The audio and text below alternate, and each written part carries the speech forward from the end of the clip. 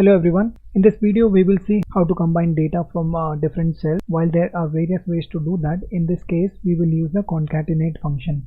So here I'll combine data from three cells: stock name, the PE and the market cap. So I'll first go to the target cell. Now I can use the concatenate function by saying is equal to and typing the concatenate function.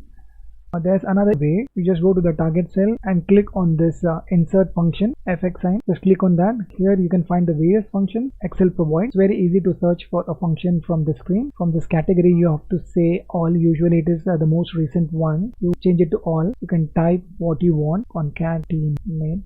I'll say go. It will find the concatenate function. I'll just say okay. Now by default it shows me two text, but as you start typing in, it increases the number of text. The first text box I'll say open parenthesis.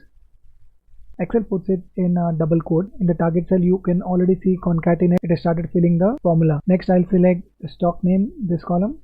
Next I'll put a comma. Next I'll select the PE column. Again I'll put a comma. Next I'll select the market cap. And finally I'll put close parenthesis. I'll say okay. So you see it has combined the stock name, its PE and the market cap. And here you can see the concatenate function along with the commas and parentheses that I provided. This is how you combine data from various cells using the concatenate function. Now if you want to copy this formula for the other stocks, you just have to drag it this way.